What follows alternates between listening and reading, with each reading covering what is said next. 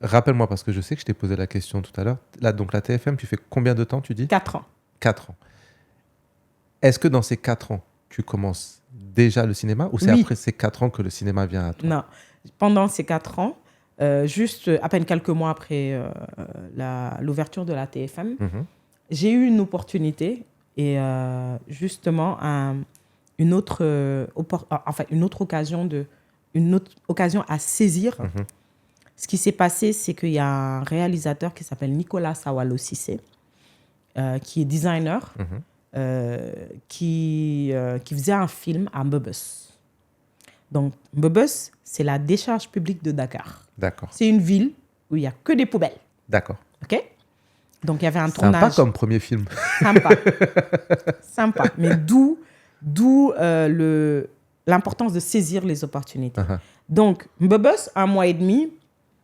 Un mois et demi 1 mois et demi à Mbebes. dans la décharge? Dans la décharge, bon, on ne dormait pas là-bas, on Oui. rentrait chez nous Oui, bien sûr, tous mais les jours. Mais oui, 1 mois et demi dans la décharge de Mbebes.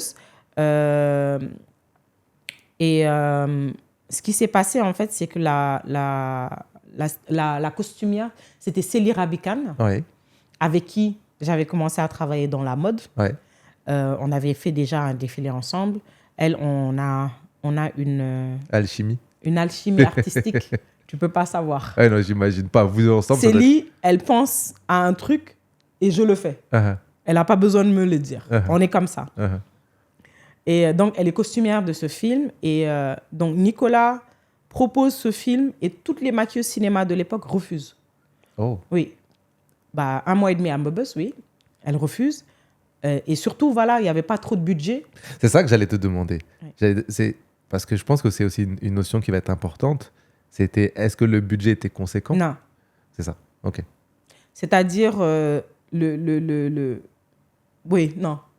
Non, Pour le 1 mois et demi, en tout cas, quand tu fais le ratio entre combien tu es payé pour rester 1 mois et demi dans la décharge quasiment tous les jours, c'est pas l'argent qui te fait venir. Non, pas du tout. Voilà. Ah, bah non. C'est ça. Et Ah, c'est mais pour moi, ça que c'est j'étais important. contente. Hein. C'est ça. Ah, moi, j'étais très contente d'être là parce que je savais.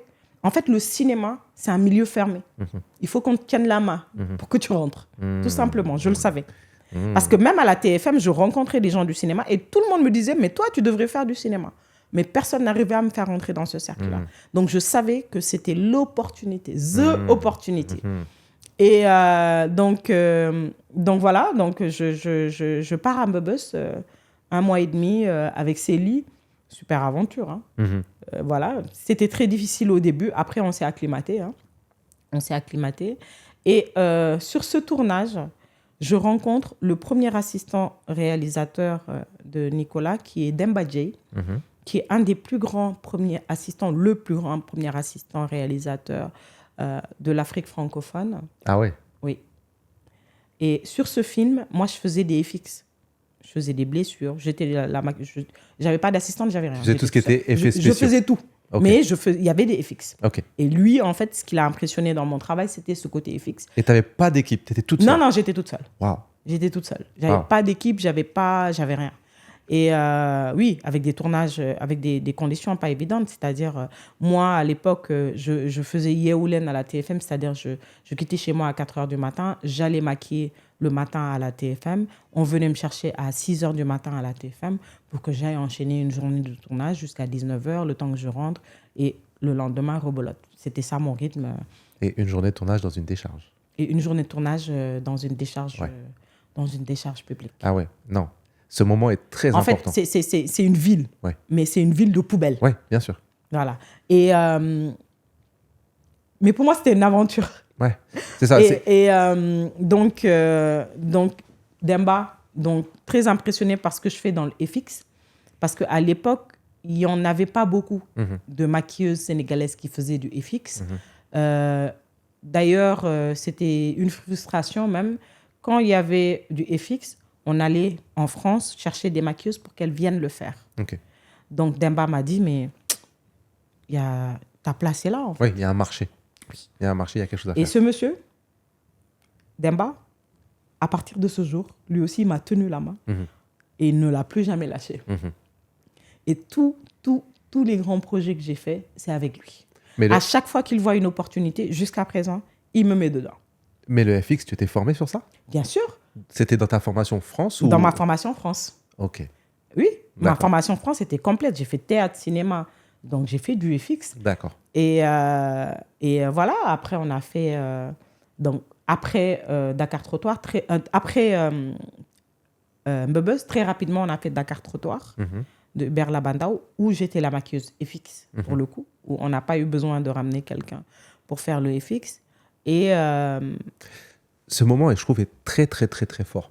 Très, très fort et très inspirant parce que, comme tu l'as dit, ça résume le fait de dire il faut savoir saisir les opportunités. C'est-à-dire qu'à ce moment-là, tu n'as pas vu les heures de travail. Non. Tu n'as pas vu le salaire qui finalement n'était pas intéressant. Tu n'as pas vu les conditions de travail, d'odeur, de ci, de fatigue et tout.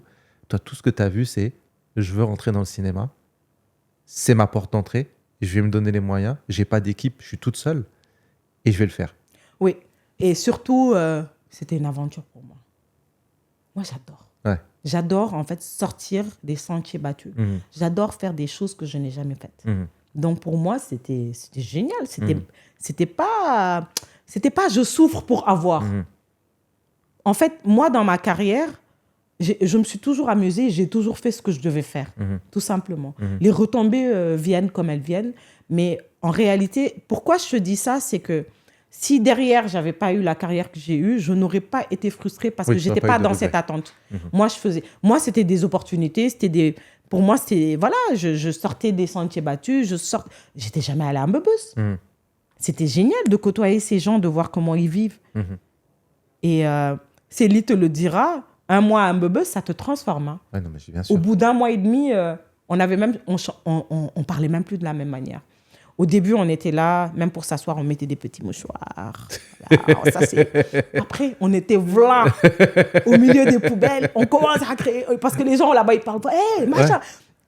On s'est rendu compte, en fait... Ça t'a transformé. Oui, ça nous a transformé. Oui, sur le coup. Sur le coup, ça nous a transformés. Et on s'en rappelle toujours avec Célie en rigolant.